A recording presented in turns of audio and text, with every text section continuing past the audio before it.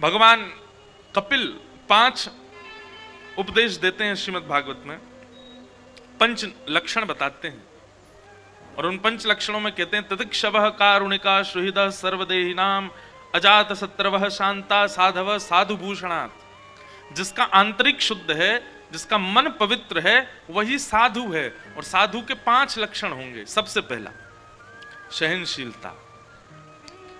आज हम व्यास मंच पर बैठे, हम अपने लिए भी कह सकते हैं कि हम भी इतने सहनशील नहीं हैं। थोड़े बहुत तो हैं, पर इतने ज्यादा हम भी नहीं हैं। लेकिन हाँ, एक चीज का अनुभव करते हैं कि जैसे जैसे कथाएं करते जा रहे हैं, जैसे जैसे आगे बढ़ते जा रहे हैं, सहनशीलता भी आती जा रही है। और ये ताली बजाने के लिए नहीं बोली है बात यार, सुनो। आप लोग कीर्तन में बजाते नहीं, वैसे बहुत बजाते हो तालियां। बातें सुनो, हम ताली से भूल जाते, मत बजाओ, आप बस सुनो। तो ये बात मैं इसलिए कह रहा हूं कि लोग बाग ये भी तो कह सकते हैं तो फिर आप उपदेश कर रहे हो, स्वयं में सहनशीलता नहीं है। हाँ, नहीं थी किसी समय पर धीरे धीरे ज्यों ज्यों भागवत जी के आश्रय में बढ़ते जा रहे हैं, सहनशीलता आ रही है। अब सहन कर पा रहे हैं। तो सबसे पहला लक्षण है सहनशीलता का जीवन में आना। और सहनशीलता किससे पता चलती है? कि आपके अवगुण को आपके मुख पर आकर के कोई कह दे और आप उसको सुनकर के बिल्कुल शांत रहो, ये सहनशीलता है। जिसका चित्त शुद्ध होगा ना, वो सहन कर लेगा। सहने को संस्कृत में कहते हैं सहते। और सहते शब्द के 2 अर्थ होते हैं, एक होता है सहना और एक होता है जीतना। तो हमारे भारत के संत हुए विनोबा भावे, वे कहते हैं जो सहेगा वही जीतेगा। जिसने कभी सहना नहीं सीखा अपने जीवन में, वो जीत नहीं पाएगा। इसलिए जिसका चित्त शुद्ध है, और चित्त शुद्ध व्यक्ति को ही भगवत प्राप्ति होती है। जिसका चित्त शुद्ध है, उसका प्रथम लक्षण होगा कि वो सहन करना जानता होगा। अब आप इसमें कई बार कई लोग ये भी कह सकते हैं तो मतलब हमारे साथ कोई बुरा करे हम उसको सहें, आप ऐसा कहना चाह रहे हैं? बिल्कुल नहीं, ये बात सहने की नहीं है कि कोई हमारे साथ अनीत करता जा रहा है, गलत करता जा रहा है, हम उसको सहने लग जाएं। महाराज जी कह गए थे सहते रहो, नहीं, वो सहना नहीं। सहना किस रूप में? जैसे माता पिता बालक के भलाई के लिए कुछ कहते हैं तो बालक उत्तेजित हो जाता है और बालक माता पिता को पलट जवाब देता है, वहां पर सहना है। पत्नी पति का आपस में विवाद हो जाए, पत्नी तेज चिल्ला रही है तो पति सह ले, और पति चिल्ला रहा है तो पत्नी सह ले, वहां दोनों सह लें। उससे ऊपर बात चली जाए कि बाल वाले ही खींच लिए तो मत सहना। वाणी तक की बात है, सीधी बात। आपके ईगो के ऊपर जब कोई बात करे, आपके स्वाभिमान के ऊपर बात करे, तो आप थोड़ा सह लो। कोई अधर्म के द्वारा आपके ऊपर आक्रमण कर रहा है, वो नहीं सहना है, दीन बनकर के सह लो। सहनशीलता। कोई आकर के आपका अवगुण कह दे, अरे भाई तुम कुछ भी कहो, थोड़े से ना थोड़े लालची लगते हो हमको। हाँ ठीक है भैया, तुझे लगे होंगे तो होंगे भैया, बुरा मत मानना, आप में सारे गुण है, पर आप जो है थोड़ा सा क्रोधी ज्यादा लगते हो हमको। हाँ भैया होंगे, सह लो। थोड़ा सहना सीखो। ये एक शुद्ध चित्त वाले का लक्षण होता है, वो सहता है। दूसरा शुद्ध चित्त वाले का लक्षण क्या है? कारुणिका। वो किसी की पीड़ा देख करके स्वयं को रोक नहीं पाएगा, उसके प्रति उसकी दया स्वाभाविक प्रकट हो जाएगी। ये शुद्ध चित्त वाले का दूसरा लक्षण है। अच्छा, मैं शुद्ध चित्त अगर कह रहा हूं तो सीधा सीधा यही समझिए कि भगवत प्रिय का लक्षण है ये, ठाकुर जी के प्रिय का लक्षण है। ठाकुर जी जिससे प्रेम करते हैं उसमें ये लक्षण घटेंगे। वो सहना जानता होगा। दूसरा, वो दूसरे की पीड़ा देख करके व्याकुल हो जाएगा, पिघल जाएगा। कारुणिका। और तीसरा लक्षण है सुहृदः सर्वदेहिनाम, सबका भला चाहने वाला, सबका हित चाहने वाला। सुहृदः सर्वदेहिनाम। पांचवा लक्षण है अजात शत्रवः, किसी को अपना शत्रु ना मानने वाला है। और अंतिम लक्षण है शांता, कम बोलने वाला। ये पंच लक्षण शुद्ध चित्त वाले के हैं। शुद्ध चित्त मतलब भगवत प्रिय के लक्षण। वो सहता होगा, वो करुणा करना जानता होगा, सबका भला चाहेगा, किसी से शत्रुता नहीं मानेगा और शांत रहेगा। पंच लक्षण धीरे धीरे अपने भीतर लाना प्रारंभ कीजिए और सत्संग से ही आएंगे। दुनिया में कितने सारे मंदिर हैं जहां मनोकामना पूरी की जाती है। हनुमान जी की मनोकामना पूर्ण हनुमान, कितने देवियों के मनोकामना पूर्ण देवी, कितने सारे मंदिर हैं पूरे विश्व में। पर हर मंदिर में आपको संसार मांगने वाले ज्यादा मिल जाएंगे।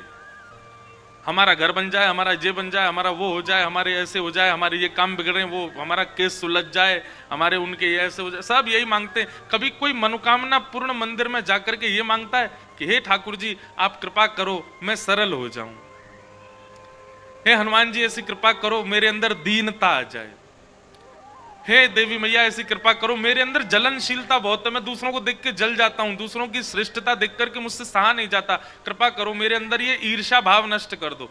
ऐसी मनोकामना कोई नहीं मांगता। सब केवल संसार मांगते हैं। स्वयं को शुद्ध हम करना चाहते ही नहीं है। हमारा उद्देश्य नहीं है स्वयं को शुद्ध करना। स्वयं की स्थिति, मनस्थिति और परिस्थिति को शुद्ध करना हमारा उद्देश्य नहीं है। हम तो संसार में आके संसार ही चाहते हैं। कभी किसी कोई ज्योतिषी से ये पूछता हुआ मुझे कोई व्यक्ति नहीं मिला। सब यही पूछते हैं हमारा ब्याह कब होगा, ये बताओ पत्नी कैसी रहेगी, ठीक है, जो जिनका ब्याह नहीं हुआ, हमारे बच्चे कितने होंगे, हमारा व्यापार कैसा चलेगा। कभी कोई ये हाथ दिखवा के पूछता है ये बताइए मेरे अंदर जो है विचलनता बहुत है, ये एकाग्रता कब आएगी, मेरे अंदर दोष बहुत सारे हैं, ये दोष नष्ट कैसे होंगे, मेरे अंदर क्रोध बहुत है, ये क्रोध कब कम होगा, कौन सी उम्र में जाके ठीक होगा, मैं ईर्ष्यालु बहुत हूं, मैं कामी बहुत हूं, ये मेरे भीतर से कब नष्ट होगा। कभी कोई ये सब नहीं पूछता। अपने आंतरिक शुद्धि के लिए हम कभी प्रयास ही नहीं करते।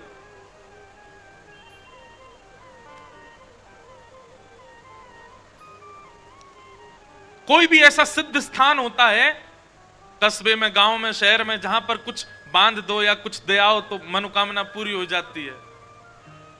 जाइए और अब की बार हमारे कहने से अपने अवगुणों की लिस्ट बांध करके आइए। हमें कितने अवगुण हैं, हमें काम है, क्रोध है, लोभ है, ईर्ष्या है, द्वेष है, हम ऐसे हैं, हम सरल नहीं हैं, हम दीन नहीं हैं, हमारे अंदर अभिमान बहुत व्यापक हो गया है। ये सारी लिस्ट बना के वो मांग करके आओ।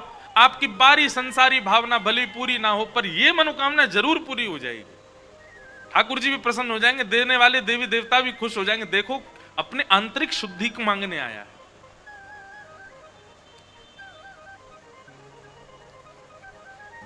एक बात सदैव याद रखिएगा, अगर शरीर में कोई बीमारी उठ गई है और आप उसको नजरअंदाज करोगे तो एक समय पर वो बीमारी अत्यंत व्यापक होकर के आपकी जान भी ले सकती है।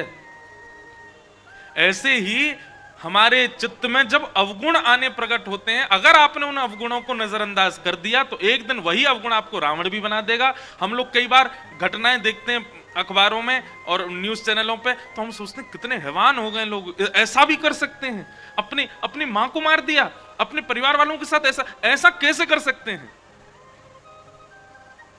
वही व्यक्ति जिसने वो गलत कृत्य किया वो कुछ समय पहले ऐसा नहीं था, लेकिन उसके भीतर एक अवगुण आया और उसने उस अवगुण को छुपा के ही रखा। धीरे धीरे वही अवगुण उसको राक्षस बना देता है। हम सब जानते हैं कि हम में दोष कितने हैं, दोष कौन सा है, लेकिन हम सदैव उस दोष को छुपाने का प्रयास करते हैं। सब लोग इधर देखो, सावधानी से कथा सुनो। जो सुनने वाली बातें होती हैं उनमें इधर उधर देखने लग जाते हैं। क्यों, हम दोष देखने ही नहीं अपने, हम में दोष है ही नहीं महाराज जी, हम तो सारे सर्वगुण संपन्न हैं।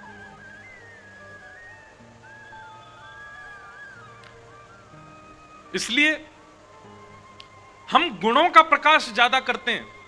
हमसे इतने लोग मिलने आते हैं सुबह, जब उनसे बात करते हैं ना तो सब लोग अपने गुण ही बताएंगे। हर महीने जाता हूं महाराज जी वृंदावन, ये क्यों नहीं बताया कि हर हफ्ते क्लब भी जाते हो?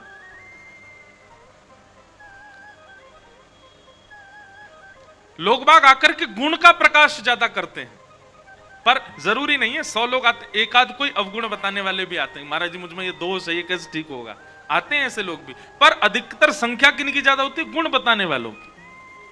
और क्षमा कीजिएगा, हमारे आगे आके जब कोई गुण बताता है ना, तो मैं पहले ही समझ जाता हूं इसमें दोष बहुत है, इसलिए गुण प्रकाश कर रहा है। अपने अवगुणों को आगे रखिए, और विशेष रूप से ठाकुर जी के सन्मुख और गुरुजनों के सन्मुख, तभी वो शुद्ध हो पाएंगे।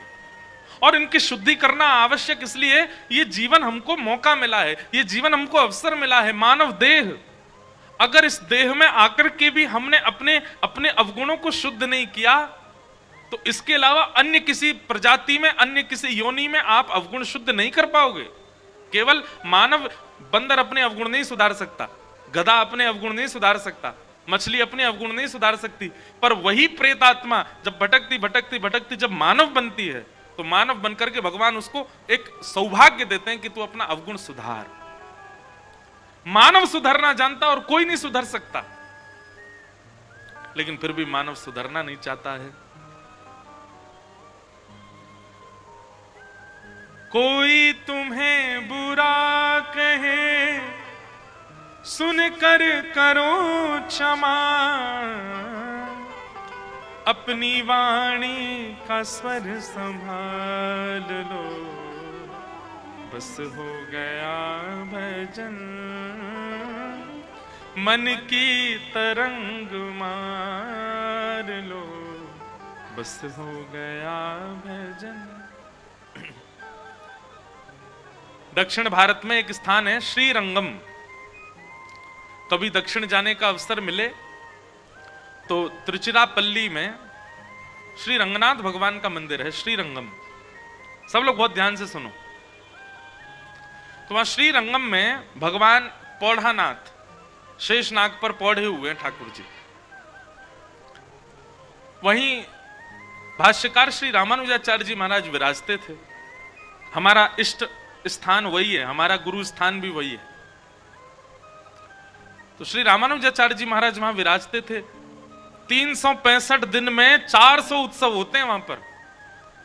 एक एक दिन में 2-2 उत्सव भी होते हैं, एक दिन भी खाली नहीं रहता, हर दिन उत्सव होता है। एक दिन ठाकुर जी की पालकी निकल रही थी, सब वैष्णव जन पालकी लेकर के जा रहे थे। इधर देखो, इधर देखो, इधर देखो, इधर देखो, सब लोग ध्यान से कथा, अब भी कई लोग उधर ही देख रहे हैं, इधर देखो, कथा सुनो। क्या बताएं, आप लोग इतने आनंद में रहते हैं, कोई नया आ जाए कथा में तुरंत उसको देखते हैं। हम यहाँ बढ़िया कपड़ा पकड़ा पहन के बैठे हैं, सुंदर सलोने से बन के बैठे हैं, हमको देखो, काहे को देख रहे हो इधर उधर? इसलिए नहीं बैठे कि हमको नजर लगाओ, इसलिए बैठे कि हमारी बात सुनो। नजर लगने लायक कुछ है भी नहीं, लेकिन बातें सुनो भैया, हम कथा सुनाने आए हैं। ये दुनिया, इन्हीं लोगों को आप रोज ही देखते हो, और इससे बढ़िया पंडाल के बाहर चले जाओ, बस इतनी निकलनी, हमको तो वही दिखती रहती है। देखते रहो दुनिया, यहां तो कथा सुनने आए, इसलिए सावधानी से कथा सुनो। जब विवाह हो जाता है ना, तो पति पत्नी का आपसी भाव जो रहता है वो इस पर टिकता है कि इन्होंने मेरे लिए कितना किया, पत्नी ने पति के लिए कितना किया, या पति ने पत्नी के लिए कितना किया, कितना समय निकाला, कितनी जगह उसके लिए आगे खड़ा हुआ, कितने एफर्ट्स लगाए। ठीक वैसे ही ठाकुर जी भी देखते हैं। जैसे ही हम वैष्णव बन जाते हैं, भक्त बन जाते हैं, ठाकुर जी भी देखते हैं, ठाकुर जी भी गिनते हैं कि मेरी प्राप्ति के लिए, मुझसे मिलने के लिए, मुझे सुनने के लिए इसने क्या किया, इसने कितने एफर्ट्स लगाए। उससे ठाकुर जी प्रसन्न होते हैं। प्रयास मुक्त व्यक्ति, हमारी फिर प्रार्थना, जो आ रहे हैं जा रहे हैं, थोड़ी वहां शांति रखें, बस कोई बोल दो भैया, वहां कोई बोले ना। प्रयास मुक्त व्यक्ति, जो प्रयास नहीं करता, बड़ी सामान्यता से वस्तुओं को प्राप्त कर लेता है, वो कहीं ना कहीं वस्तु के मूल्य को नहीं जान पाता। पिता ने बहुत बड़ी संपत्ति बना करके और अपने पुत्र को दे दी, बहुत सहजता में दे दी, तो निश्चित है कि वह पुत्र कभी ना कभी उसके मूल्य को नहीं समझ पाएगा। हो सकता है कि अधिकतर ऐसा देखा जाता है कि पिता की बनी हुई संपत्ति जब पुत्र के पास प्राप्त होती है तो 90% पुत्र पिता के द्वारा बनाई गई संपत्ति का नाश कर देते हैं। क्यों? उन्होंने प्रयास नहीं किया, प्रयास पिता करके गए।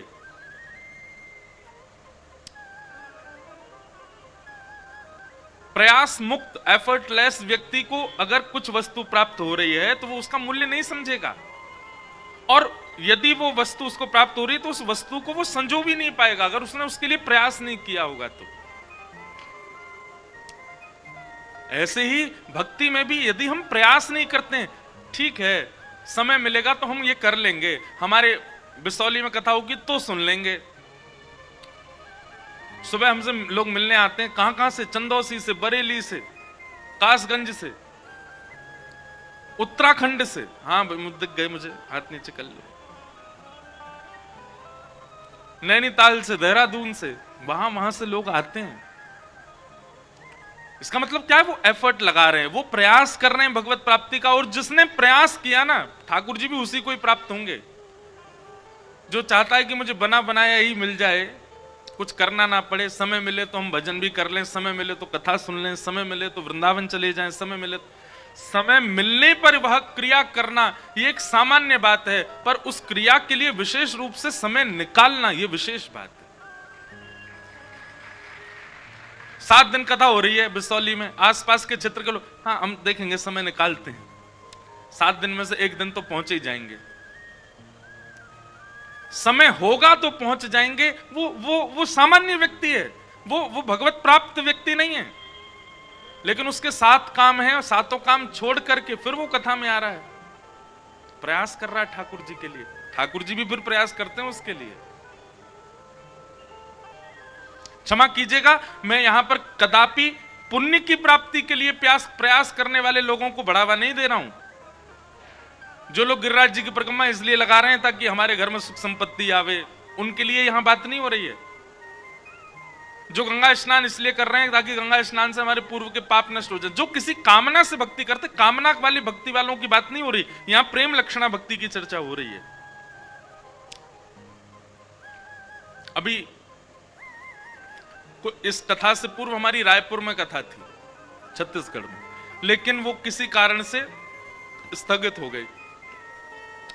अब पूर्व में सब जगह पता चल गया कि रायपुर में कथा होने वाली है। एक बालक, वो कोई बहुत बड़े एग्जाम की तैयारी कर रहा था, कथा भी सुनता था,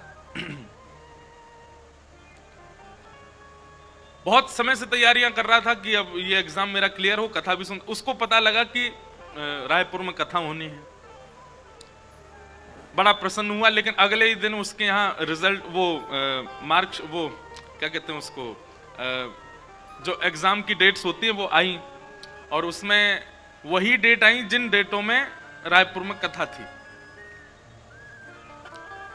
वो इतना परेशान हो गया कि बोले अब मैं क्या करूं, कथा कैसे सुनूंगा, इसमें तो मेरे एग्जाम है।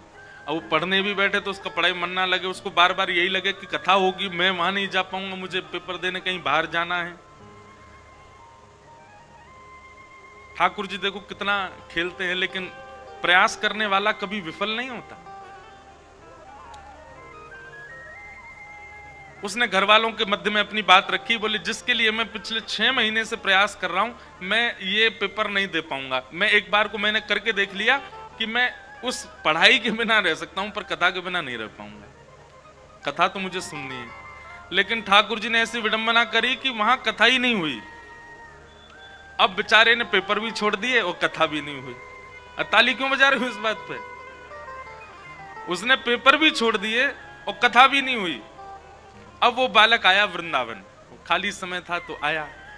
उसने आकर के मुझे बताया, बोल महाराज जी मेरे साथ तो ऐसा ऐसा हुआ कि मैं 6 महीने से तैयारी कर रहा था, पेपर आए तो उसी समय कथा की डेट आई, मैंने पेपर छोड़ दिए कि नहीं कथा सुनूंगा, पेपर के लिए अगले साल फिर तैयारी करूंगा।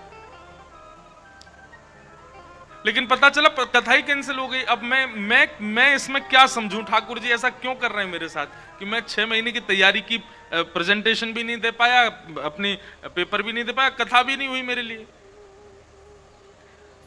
मैंने कहा देखो तुम बस अपना विश्वास मत छोड़ो, देखो हुआ तो ठाकुर जी ने खेल तो खेल लिया तुम्हारे साथ, मैं लेकिन परिणाम अच्छा करेंगे कुछ। अब भी वो बालक लगा है, अभी तक उसके साथ कुछ ऐसा हुआ नहीं कि वो प्रसन्न हो, पर वो लगा है उसी विश्वास में कि नहीं कुछ तो अच्छा होगा। और ये बात निश्चित है कि विश्वास ना डगमगाएगा तो ठाकुर जी कुछ ना कुछ करेंगे। ठाकुर जी ऐसी स्थिति में डाल करके हमारी मन की भावना परखते हैं, ना इधर के छोड़े ना उधर के छोड़े, बीच में खड़े हैं, एक तरफ खाई एक तरफ कुआं, बीच में खड़े हैं। ऐसी स्थिति ठाकुर जी अपने प्रेमियों को ही देते हैं।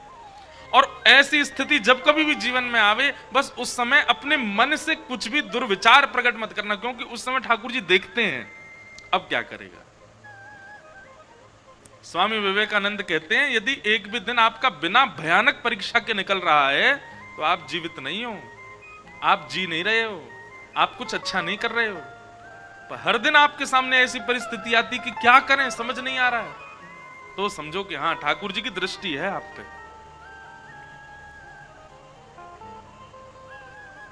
तो व्यक्ति जब प्रयास करता है, जब एफर्ट्स लगाता है, तो ही उसके संबंध, तो ही उसका भाव, तो ही उसका प्रेम निभ पाता है।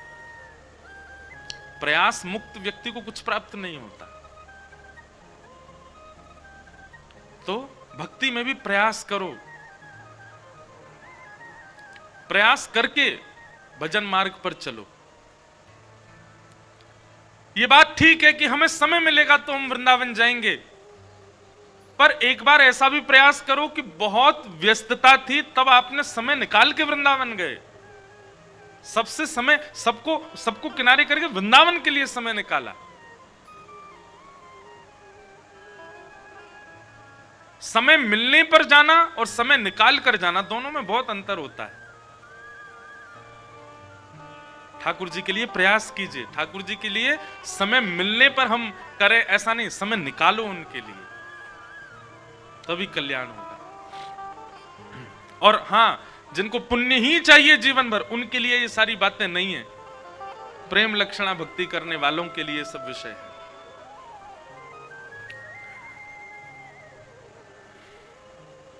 आज कथा का पंचम दिवस और आज नंदोत्सव होना है। हम लोग कपिल देवूति संवाद कल पहुंच चुके थे, वहां तक, वहीं से कथा का प्रारंभ करेंगे। भगवान कपिल माता देवहूति को ज्ञान उपदेश कर रहे हैं। देवहूति माता प्रश्न कर रही हैं और उन्हीं प्रश्नों का उत्तर भगवान कपिल देते हैं। प्रथम प्रश्न माता देवहूति ने किया कि निर्वीणा नितरां भूमल असद इंद्रिय तर्षणात् येन संभाव्यमानेन प्रपन्नांधम तम प्रभो। निर्वीणा नितराम भूमन, बहुत ध्यान पूर्वक सुनिएगा। हमारे शरीर में 10 इंद्रियां होती हैं, पंच ज्ञानेंद्रिय और पंच कर्म इंद्रिय। सामान्य सी बात है, जिनसे आप कर्म करते हो उनको कर्मेंद्रियां कहते हैं, और जिनसे आपको कुछ अनुभव होता है वो ज्ञानेंद्रियां कहलाती। हाथ से कर्म करते हैं, पैर से चलते हैं, मुख से खाते हैं, और 2 गुप्त इंद्रियां हैं। ये 10 इंद्रियां कर्मेंद्रियां हैं। आंख से देखते हैं, नासिका से सूंघते हैं, जिह्वा से चखते हैं, कान से सुनते हैं, त्वचा से अनुभव करते हैं। ये पंच कर्म ज्ञान इंद्रियां हैं। ऐसी 10 इंद्रियां हमारे शरीर में। देवहूति माता प्रश्न कर रही हैं कि हमारी इंद्रियां हर दिन कुछ ना कुछ भोग भोगती ही रहती हैं, पर हमारी इंद्रियों की इच्छा पूरी नहीं होती। हर दिन इन इंद्रियों को कुछ ना कुछ देते रहो, फिर भी ये इंद्रियां सदैव अतृप्त ही रहती हैं। कभी भी ऐसा नहीं होता कि आप इंद्रियों को कुछ वस्तु दे दो और वो अगले दिन उसकी मांग ना करें, हर दिन मांग करती हैं। देवहूति माता ने प्रश्न किया, ऐसा कोई उपाय बताइए जिससे मेरी इंद्रियों की सारी इच्छाएं समाप्त हो जाएं। बहुत सावधानी से सुनिएगा। कि भोगान भुक्ता वयमेव भुक्ता, तपो न तप्ता वयमेव तप्ता, कालो न याता वयमेव याता, तृष्णा न जीर्णा वयमेव जीर्णा।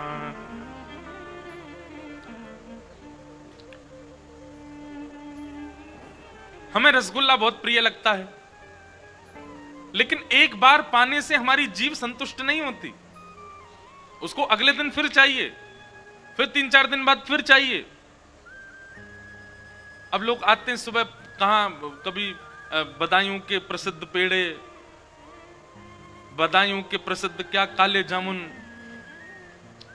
अब मुझे को तो पता भी नहीं वो कहां से आते हैं, लेकिन सब लोग लेके आते हैं कुछ ना कुछ, जहां की जो प्रसिद्धि होती है लाते हैं। पर आप कभी अपनी जीभ से पूछ के देखिए कि इसकी इच्छा कभी पूरी होती है? कभी नहीं। हर दिन इसको कुछ ना कुछ देते रहो, फिर भी इसको बार बार चाहिए। और केवल जीव नहीं, हमारी सारी इंद्रियां, इनकी कोई लिमिट नहीं है कि बस यहां तक ये भोग लें उसके बाद ये तृप्त हो जाएंगी। नहीं, आप देते रहो। हां, बस ये कि एक साथ एक बार में नहीं ले सकती, हर दिन चाहिए। देवहूति माता वही पूछ रही है कि इन इंद्रियों की ठौर कहां है, इन इंद्रियों का विश्राम कहां है, ऐसा क्या है जिससे इंद्रियों की इच्छाएं समाप्त हो जाएं। बहुत सावधानी से सुनिएगा बंधु।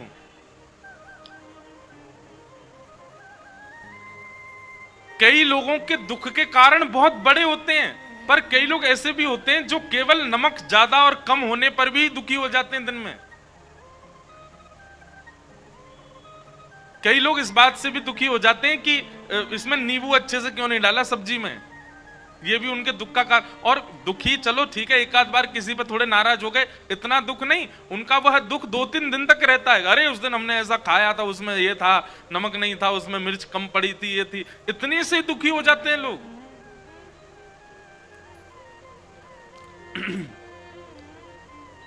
इतने से दुखी हो जाते हैं कि रात में जो तकिया थी वो ज्यादा गुदगुदी नहीं थी, पतली थी, बड़ी वाली चाहिए, उससे हमको नींद आती है। हमारा हर हफ्ते कमरा बदल जाता है, हर हफ्ते हमारा पानी बदल जाता है, हर हफ्ते हमारा भोजन बदल जाता है, हर हफ्ते हमारी तकिया बदल जाती है। अभी 22 तारीख तक यहां है, 21 तारीख तक, 22 से चले जाएंगे। हापुड़ में कथा 22 से ही है, उस दिन सब परिवर्तित हो जाएगा। लेकिन सत्संग के प्रभाव से, कथा के प्रभाव से धीरे धीरे धीरे एडजस्ट होना सीख रहे हैं, सीख गए। अब हर स्थिति में, कैसी भी परिस्थिति हो, कैसा भी जलवायु हो, कैसा भी भोजन प्रसाद हो, कैसे भी लोग मिल जाएं, कितना भी सम्मान हो, कितना भी अपमान हो, अब ज्यादा फर्क नहीं पड़ता। आप यदि हमारा बहुत सम्मान कर दें तो भी हमको ज्यादा प्रसन्नता नहीं होगी, और हां, आप अपमान भी कर दो तो भी ज्यादा बुरा नहीं लगेगा। और करने वाले करते हैं, बिसौली की बात नहीं है। कहीं ऐसी जगह भी कथाएं होती है कि मंच से उतरते समय व्यक्ति कुछ अपशब्द भी बोल देते हैं। लेकिन सत्संग का प्रभाव ऐसा होता है कि आप समत्व रहना सीख जाते हो, आप स्थितियों में सम रहना सीख जाते हो। आपको भोजन से कोई फर्क नहीं पड़ता, आपको जलवायु से, आपको व्यवस्थाओं से ज्यादा फिर दिक्कत नहीं होती, आप सम रहने लग जाते हो। और ये समत्व सबके अंदर नहीं आ पाता। अधिकतर लोग इस असमत्व की वजह से ही परेशान हैं। वही बात यहां देवहूति माता कह रही हैं, हमारी इंद्रियां अशांत रहती हैं, हमारी इंद्रियां बेचैन रहती हैं। ऐसा कोई उपाय बताओ कि इंद्रियां हमारी शांत हों, इंद्रियां हमारी स्थिर हों, इंद्रियां हमारी समत्व हो जाएं, सम हो जाएं।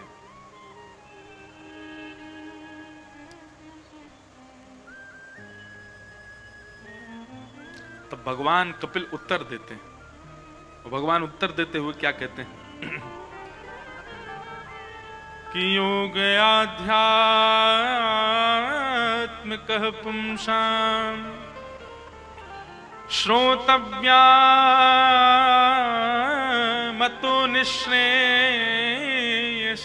मे अत्यंतो परतिर्यत्र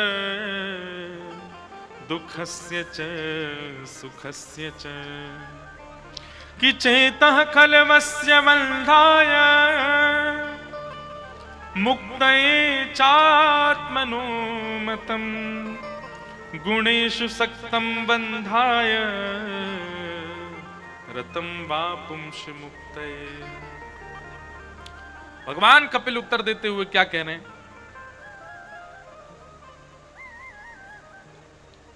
मां,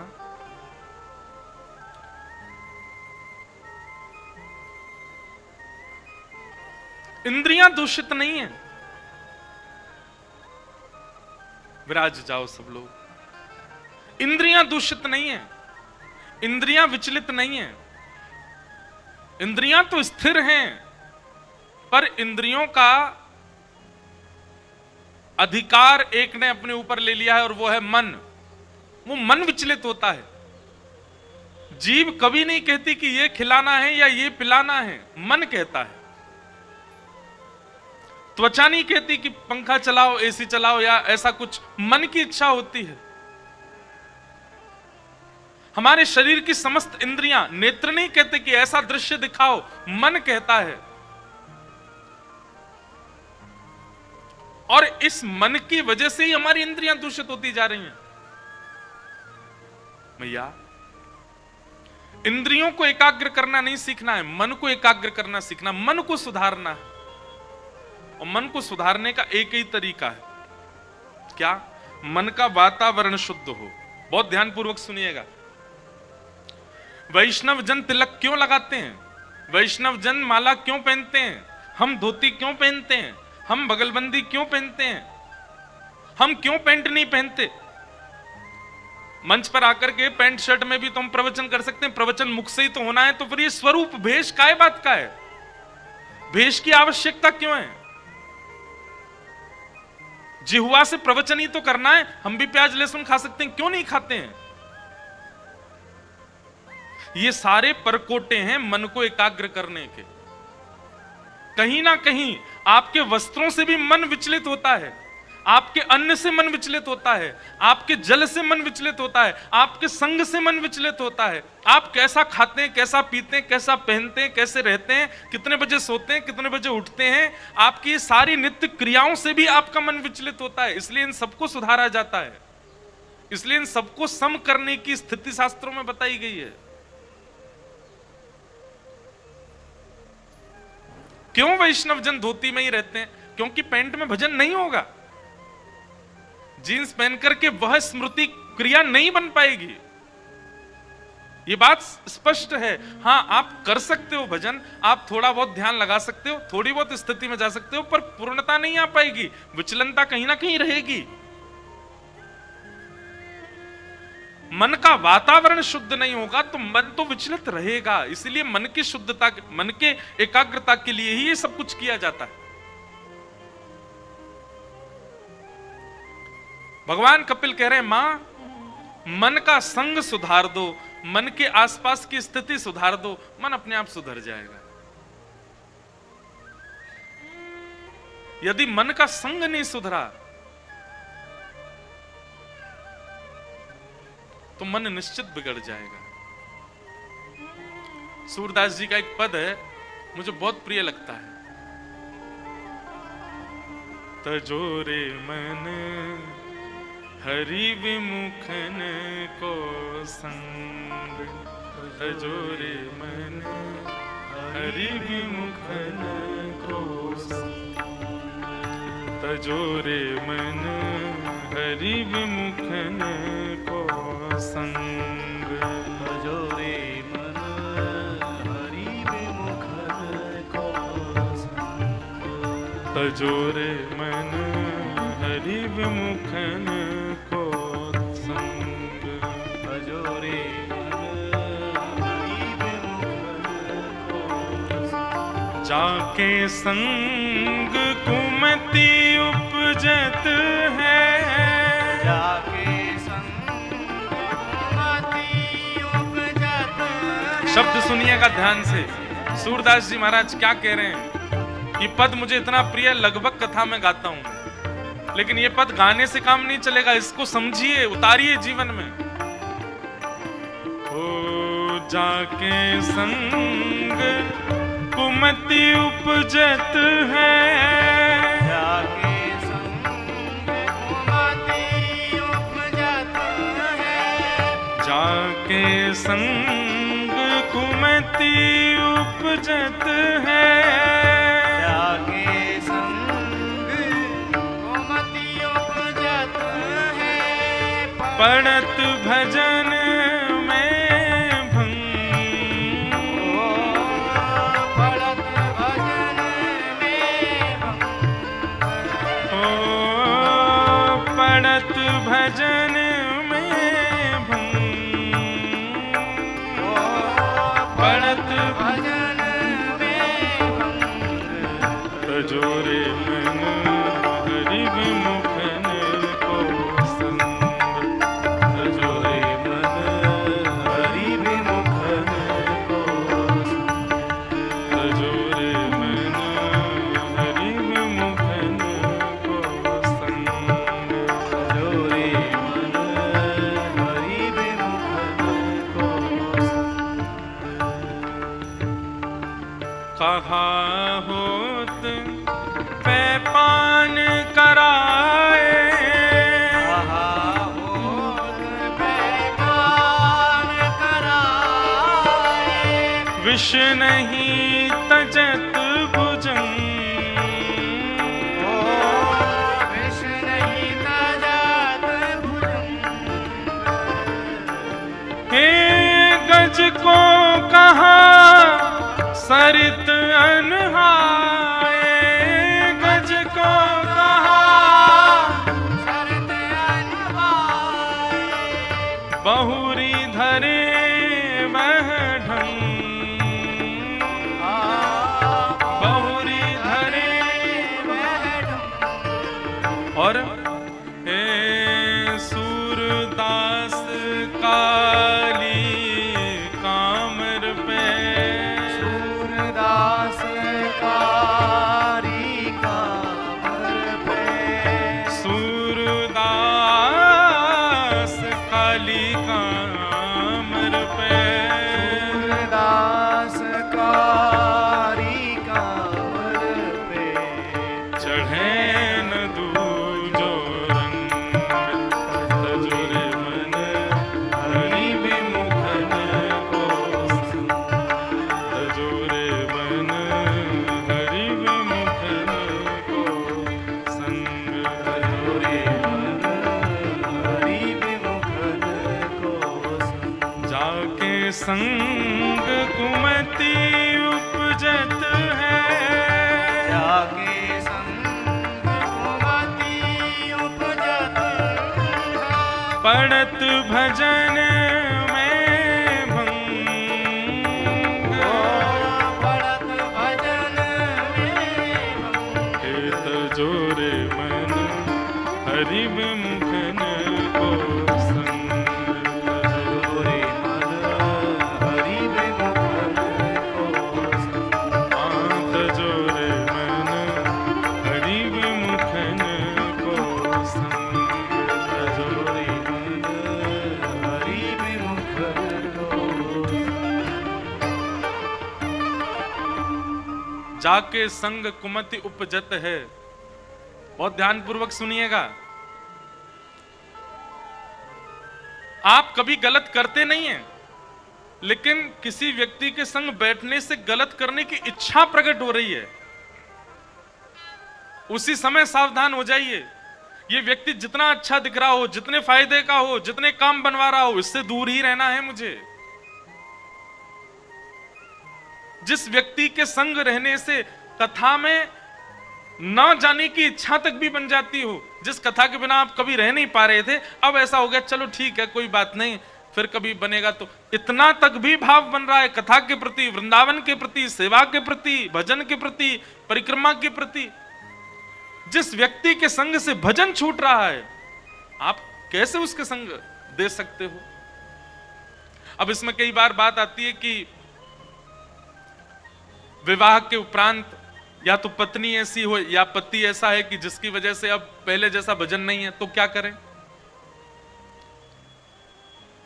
पहले तो अब तो जिनके ब्याह नहीं हुए वो पहले ही ठोक बजा के भैया कि ठीक है कि नहीं, घड़ा कहीं पोला तो नहीं, भीतर भरा हुआ है ना इसमें भाव, पहले ही देख लो। हम तो कथा में कहते हैं कि अपने बायोडाटा जो बनवाते हैं ना लोग विवाह के लिए जब भेजते हैं, तो उसमें सबसे पहले ये लिख देते हैं कि हमने बीए किया है, हमने एमए किया है, हमने ये किया है, हमारी हॉबीज ये हैं, हमारे ये है ये। इसमें ये भी लिखा करो कि हम कथा भी सुनते हैं, हम हर महीने वृंदावन जाते हैं। जैसे कल हमने सुना था ना, हरपाल जी ने जिस कन्या से ब्याह किया उसने पहले ही कह दिया 1000 संतों को रोज भोजन करा, ऐसे से ब्याह करूंगी। ऐसे ही वैष्णव बालक है, वैष्णव बालिका है, वह भी पहले रख दे बात। हर महीना कथा में ले जाना पड़ेगा हमको, हर महीना वृंदावन के दर्शन कराने पड़ेंगे। श्री राधा वल्लभ राधारमण जी में साल में एक बार 56 भोग लगाना पड़ेगा। गिरिराज जी की परिक्रमा 6 महीना में एक बार जाने ही जाना है। ये सब रजामंदी हो तब हमसे ब्याह करो भैया, नहीं तो नहीं करो।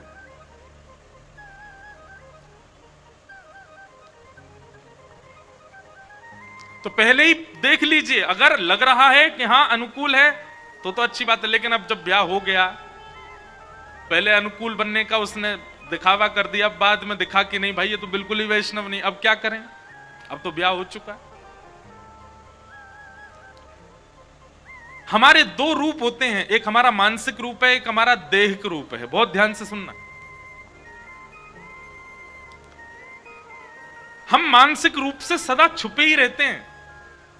हम अपना एक रूप जो हमारे भीतर है, हम उसको सबसे छुपा के ही रखते हैं। बाहर जो दिख रहा है वो हमारा वो रूप है जो हमने बनाया है, बनावटी है। असली रूप तो अंदर छुपा बैठा रहता है। ठीक वैसे ही जिनको विपरीत परिवार मिल चुका है, विपरीत पत्नी है, विपरीत पति है, विपरीत समाज है, अब कुछ कर नहीं सकते, तो फिर वो उनके लिए एक ही उपाय है कि वो बाहर का जो रूप है उसको बनावटी ऐसा करें कि वो उनके अनुकूल लगे, उनको लगे नहीं है तो हमारे जैसा ही है। लेकिन मानसिक रूप से, अंतरंग भाव से मानसी सेवा में प्रवृत्त हो जाए।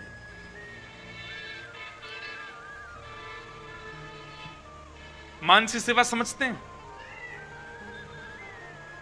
मानसी सेवा का मतलब होता है कि दिन भर में एक समय ऐसा निकालिए, उस समय आप आसन लगा करके बैठिए, मेरुदंड सीधा करके सुखासन में बैठिए और नेत्र बंद करके अपने नेत्रों के, अपने मन में ही ठाकुर जी का एक स्वरूप रखिए, ठाकुर जी का एक मंदिर बना करके रखिए, वहीं पर एक कुंज, वो एक अलग दुनिया बनाओ चित्त में, और नित्य उस चित्त में जाकर के वहां मानसी सेवा करो।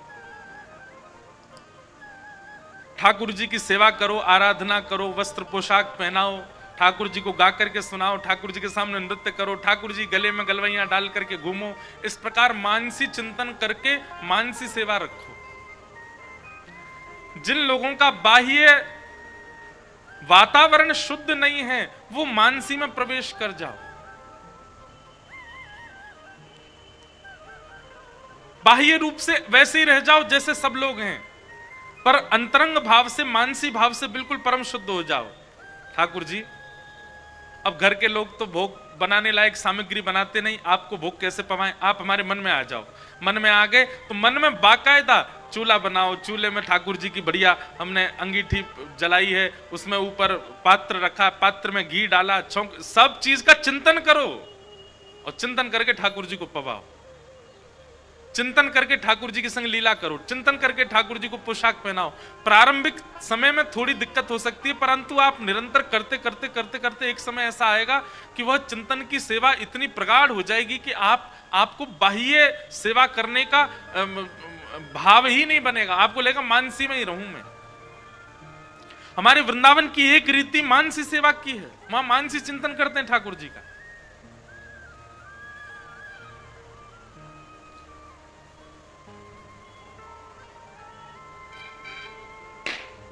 अपने मन का भाव शुद्ध रखो, मन का वातावरण शुद्ध रखो, और वातावरण शुद्ध नहीं है तो फिर अंतर्निष्ठ हो जाओ। मन में मन के ही वातावरण को शुद्ध अंदर ही अंदर कर लो। बाहर के लोग भले ही कितने भी अपवित्र हों, जैसे प्रहलाद जी महाराज राक्षसों के बीच में रहकर के भी परम भक्त हैं, वैसे ही आप भी हो जाओ। लेकिन भगवान कहते हैं मन को एकाग्र करने का मैया यही तरीका है क्या मन का वातावरण शुद्ध कर दो, वस्त्र शुद्ध पहनो, भोजन शुद्ध करो, तिलक लगाओ, कंठी माला पहनो, ऐसे लोगों के संग ही उठो बैठो जो वैष्णव हैं। उनके अलावा जो गैर वैष्णव हैं उनका त्याग करो। इसी से ही मन एकाग्र हो सकता है मैया। भगवान इस प्रकार देवहूति माता के प्रश्नों का उत्तर दे रहे हैं। देवहूति माता ने अन्य प्रश्न किए, भगवान ने अष्टांग योग का विषय बताया। 8 प्रकार के योग हैं मन को एकाग्र करने के, बहुत ध्यान से सुनिएगा। यम, नियम, आसन, प्राणायाम, प्रत्याहार, ध्यान, धारणा और समाधि, ये 8 योग हैं। सबसे पहले योग का नाम है यम। यम का मतलब क्या होता है? अपनी इंद्रिय में उठी हुई इच्छा को पूरी ना करना, इसी को यम कहते हैं। आपका कुछ खाने का मन हुआ और आपने तुरंत गाड़ी निकाली, बाइक निकाली, खाने चले गए, तो यह समझ जाना आपकी इंद्रियां बहुत भयानक हो चुकी हैं, क्योंकि आप तुरंत उसकी इच्छा पूरी करवा रहे हो। लेकिन आपकी कोई इच्छा पूरी हो रही है, इच्छा प्रकट हो रही है और आप अपनी उस इच्छा को दबा रहे हो। नहीं, भूखी तो लगी है, पेट भरना है ना, ये जीव का चटोरापन क्यों आ जाता है बीच में?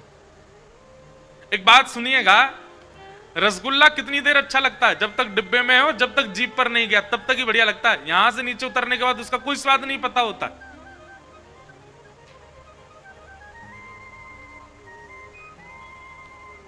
इसलिए सबसे पहला यम, अपनी इंद्रियों को इतना वश में करो, इनकी प्रकट होने वाली इच्छाओं को दबाओ।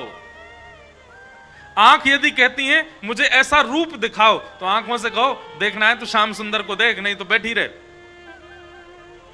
जीव कहते हैं कि हमें फलानी वस्तु खिला करके लाओ, तो जीव को भी कह दो घर में ठाकुर जी का प्रसाद बना है वही पाले, बाहर का कुछ नहीं मिलेगा।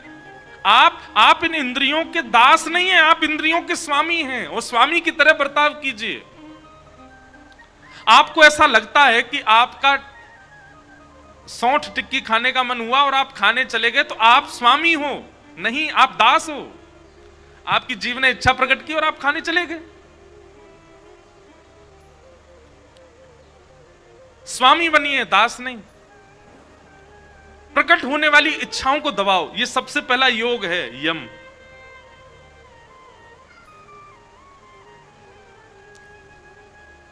दूसरे योग का नाम है नियम।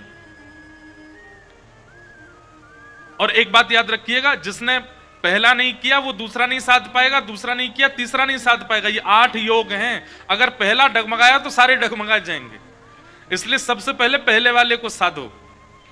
जीव कहती है कि मुझे ये खिलाओ, तुरंत रसोई घर में जाओ, जो भी माँ ने बनाया, करेले की सब्जी, घिया की सब्जी, वही खिला दो इसको। ले तू मांग रही है पानी पूरी, हम तुझे खिलाएंगे घिया की सब्जी।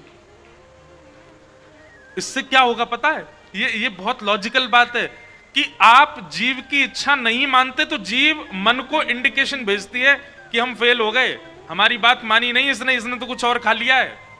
तो मन को आपसे आशाएं कम हो जाती हैं और फिर मन आगे से इच्छा प्रकट करना बंद कर देता है। मन को ये पता चल जाता है मेरी इच्छा पूरी करने वाला तो है नहीं। सब लोग इधर देखो, इधर देखो, इधर देखो, कथा सुनो। हम भी आप लोगों की तरह ही हो जाएं, इधर ही देख के बोलते रहे, कैसा लगेगा? इधर ही देखे करो ना, कथा चल रही है बढ़िया। घूमने फिरने वाले लोगों को जैसे हम नजरअंदाज करते हैं, आप भी कर दिया करो, बस हमें देखो। तो यम सबसे पहला, याद रखिएगा इनको। दूसरा नियम, एक नियम जरूर बनाइए अपने जीवन में, और वह नियम कोई सदनियम होना चाहिए। सदनियम मतलब आध्यात्मिक नियम होना चाहिए। जैसे सुबह उठते ही, सुबह उठे हैं, उठ करके हाथ मुंह धो लो, स्नान आदि कर लो, और स्नान आदि करने के बाद में फिर कुछ खाने पीने की इच्छा होती है, नियम बना लो हम जब तक कुछ नहीं खाएंगे जब तक वृंदावन के सप्त निधियों को प्रणाम नहीं कर लें। और बैठ के गाओ, वृंदावन प्यारो वृंदावन, रूप गोस्वामी प्रकट कियो, राधा गोविंद रूप निधान, मदन मोहन को रूप निरख, सनातन बलि बलि जाए, गोपी ग्वाल सब ही उर धारे, प्यारो गोपीनाथ। और रूप सुधा को खान हमारो श्री राधा रमण जुलाल, सघन कुंज वृंदावन आयो राधा वल्लभ लाल, युगल किशोर को लाड़ लड़ायो नवल कुंज ही माह, श्यामा प्यारी कुंज बिहारी जय जय श्री हरिदास। इस प्रकार सातों निधियों को प्रणाम कर लो, नियम बना लो एक कि नित्य चिंतन करके वृंदावन जाना है, सातों निधियों को प्रणाम करना है, और निधियों को प्रणाम करने का तब हम कुछ सेवन करेंगे। दूसरा कोई सदनियम बना लो, क्या रोज सुबह उठ करके, डॉक्टर ने कहा कोलेस्ट्रॉल बढ़ रहा है आपका, शुगर बढ़ रहा है, थोड़ा मॉर्निंग वॉक किया करो। वॉक करके कहां जाओगे? गौशाला जाओ, गैयाओं के पास जाओ, दौड़ करके जाओ, गैयाओं के बीच में जाकर के गैयाओं पे हाथ फेरो, गैयाओं के बीच में बैठ जाओ, थोड़ा कीर्तन भजन सुनाओ, गौरज माथे से लगा के आ जाओ। एक सदनियम बनाओ। और ये नियम का मतलब क्या होता है? अंतिम श्वास पर्यंत वो नियम टूटना नहीं चाहिए आपका। भूचाल आ जाए, दुनिया उलट पुलट हो जाए, लेकिन आपका नियम ना टूटे, ऐसा नियम बनाओ।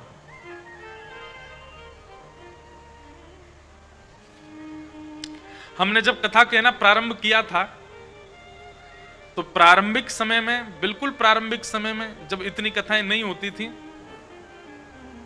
तो क्या करते थे? हमारी गौशाला है वृंदावन में, सुबह उठ करके 3:30-4 बजे उठ करके स्नान ध्यान करके, और कोहरे का समय होता था, ठंड का ही समय, मुझे अभी भी याद है, और हम जाते अपनी भागवत जी को लेकर के, और गैयाओं के बीच में तखत बिछा के वही कथा सुनाते गैयाओं को। यही सब चर्चा जैसे आपको सुनाते हैं ना, गैयाओं को भी बोलता था, इधर देखो इधर देखो इधर देखो, ए गैया तू न्यार खावे में लग रही, मुंह देख ले। 15-16 दिन में ऐसा नियम बन गया था कि गाय अगर मैं नहीं जाता था तो गैया रम्माती थी पूरे दिन, आज व्यास जी कथा सुनाने नहीं आए हमको।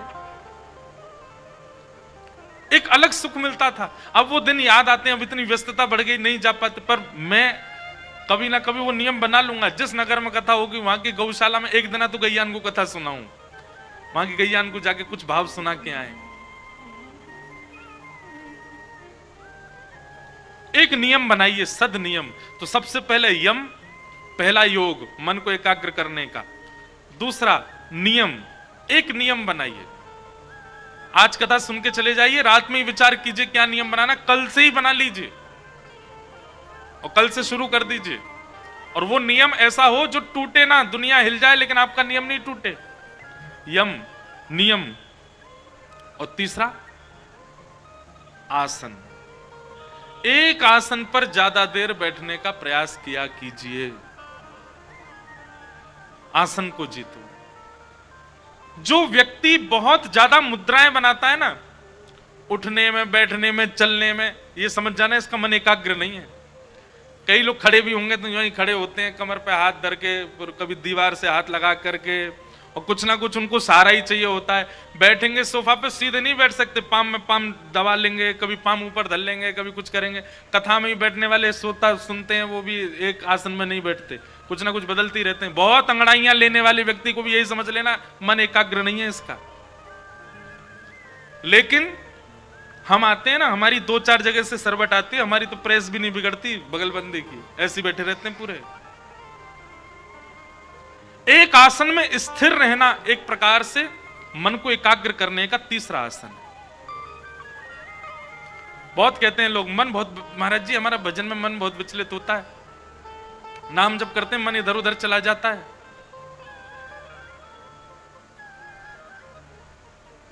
करिए नियम, यम, नियम, आसन। और चौथी बात प्राणायाम। कुछ नहीं करना ज्यादा प्राणायाम, पर एक करो। क्या?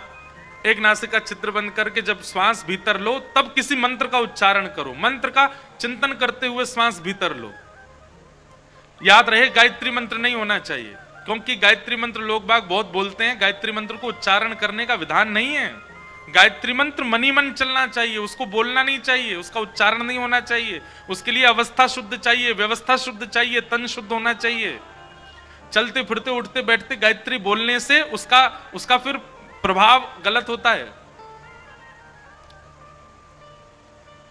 कोई भी भगवत नाम हो, कोई भी वैदिक श्लोक हो, उसका जो आपको याद हो, नासिका बंद करके जब श्वास खींचो तब उसका चिंतन करो। दोनों नासिका बंद करके जब ब्रह्म रंध्र में आपके वायु पहुंच जाए तब पुनः उसका चिंतन करो। और दूसरी नासिका छिद्र से श्वास निकालते समय फिर 3 बार श्लोक का वाचन करना है। पूरक, रेचक, कुंभक, लेते समय, व्यवस्थित समय और निकालते समय, तीनों समय प्राणायाम। यम, नियम, आसन, प्राणायाम। और 5वां योग है प्रत्याहार, आहार की शुद्धि। आहार की शुद्धता में एक चीज बना लीजिए, क्या? जो ठाकुर जी को भोग लगेगा हम वही पाएंगे, बिना भोग की वस्तु स्वीकार नहीं करेंगे, यही नियम बना लो बस।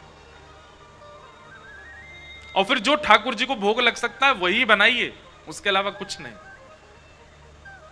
यम, नियम, आसन, प्राणायाम, प्रत्याहार, ये 5 नियम, 5 योग आप पालन कर लीजिए। बचे हुए 3 आपको करने नहीं पड़ेंगे, तीनों आपको अपने आप मिल जाएंगे। कौन कौन से? ध्यान, धारणा और समाधि। ये 5 यदि भली भांति आपने कर लिए, आप 1 हफ्ता ये 5 नियम पालन करके देखिए। उससे क्या होगा? 5 नियमों का पालन करते हुए 1 हफ्ता बाद आप एक आसन पर बैठ करके नेत्र बंद करके जिस भूमि का, जिस तीर्थ का, जिस स्थान का चिंतन करोगे, अपने आप वह स्थिति बनने लग जाएगी। ध्यान। और ध्यान करते करते करते कुछ दिन और बाद फिर क्या होगा? धारणा की स्थिति हो जाएगी। धारणा की स्थिति मतलब यदि आप बद्रीनाथ का स्मरण कर रहे हैं और बद्रीनाथ में इस वक्त माइनस में टेम्परेचर है, तो आप बिसौली में बैठे बैठे वहां के वातावरण का अनुभव कर पाएंगे। और अंतिम स्थिति समाधि। समाधि का मतलब क्या है? बैठे थे आप नेत्र बंद करके, नेत्र खोल करके देखा तो आपको लगा 10 मिनट हुए, लेकिन घड़ी देखी तो 4 घंटे निकल गए, आपको पता ही नहीं चला। और स्थिति ये तक भी जा सकती है कि बिसौली में बैठ करके आप नेत्र बंद करके चिंतन करोगे। आज वृंदावन बिहारी लाल जी ने गुलाबी कलर की पोशाक पहनी होगी, गले में सुंदर मोतियों की माला पहनी होगी, सुंदर ठाकुर जी ने आज कमल के पुष्प की माला पहनी होगी। आप जो चिंतन करेंगे वह चिंतन आपकी भूमिका नहीं होगी, आपकी भावना नहीं होगी, वो वास्तविकता। बिहारी जी ने वैसा ही श्रृंगार किया होगा उस दिन, वो आपको अनुभव होने लग जाएगा। ये मन की एकाग्रता से होता है। और कुछ नहीं तो केवल 15 दिन का व्यक्ति ट्रायल ही करके देख ले इन 8 के लिए।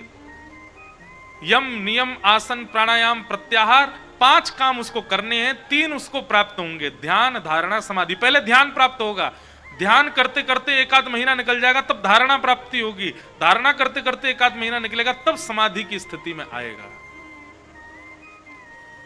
ये अष्टांग योग का प्रवचन भगवान कपिल कर रहे हैं देवहूति माता को। ये अष्टांग योग है। जितने ताली बजाए हैं सबको हम सौगंध दे दें कि आपको कल से ही करने हैं ये।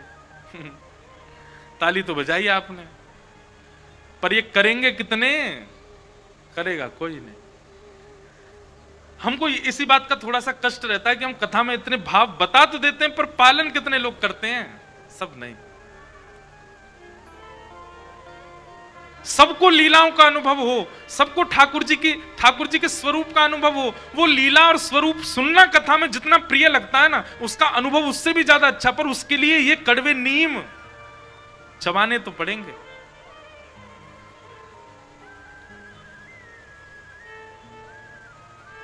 थोड़ी सी सूक्ष्म साधना है। केवल जीव को जीतना है, केवल नेत्रों को जीतना है, केवल इच्छाओं को जीतना है। ये सूक्ष्म साधना भी कर ले व्यक्ति। और हां, एक बात याद रखिएगा,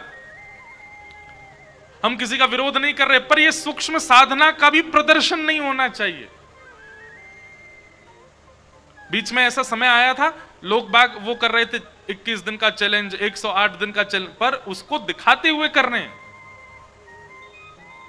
आप ब्रह्मचर्य का पालन कर रहे हो, तो वो आप दिखा कैसे सकते हो सबको?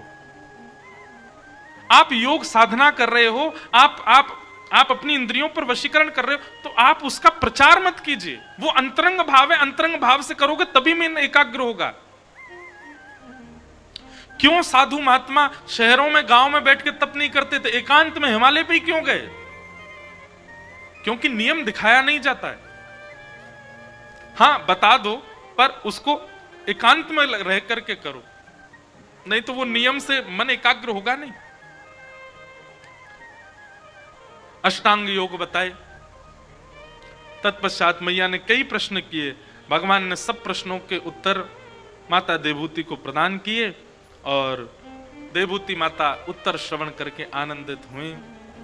तत्पश्चात ज्ञान उपदेश जब पूर्ण हुआ तब भगवान कपिल ने देवहूति माता से पूछा, मैया आपने इतने प्रश्न किए, हमने सबके उत्तर दिए, क्या समझ में आया? तब देवहूति माता कहती हैं कि अहो वत स्वपचो तो गरियान यज्जह्व अग्रे वर्तते नाम तुभ्यं ते पुस्तपस्ते जुहुवु स्वस्निरार्या ब्रह्मानुचूर्णा गृह्णन्ति ते। बहुत ध्यान से सुनो, देवहूति माता कह रही हैं, हे भगवान कपिल, हे पुत्र कपिल, आपने जितना उपदेश दिया मैं सबसे एक ही बात समझ पाई हूं। क्या? इस संसार में यदि स्वपच व्यक्ति भी है, यदि भक्ष खाने वाला व्यक्ति भी है, महापापी व्यक्ति भी है, तो वो महापापी व्यक्ति अपने महापाप से भी निवृत्त हो सकता है केवल और केवल आपके नाम का आश्रय लेकर के। आपके नाम में इतना बल है, आपके नाम का इतना प्रभाव है कि उस नाम का कोई आश्रय ले ले तो वह नाम उसके समस्त प्रकार के आर्तों को, पापों को, सबको नाश करने की क्षमता रखता है।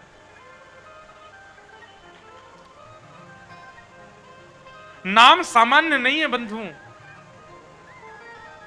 कई लोग कहते हैं महाराज जी हम नाम जप तो बहुत करते पर फिर भी हमारा मन शुद्ध नहीं हो रहा। अरे जपते रहो, एक दो बार की दवाइयां लेने से बीमारियां दूर नहीं होती।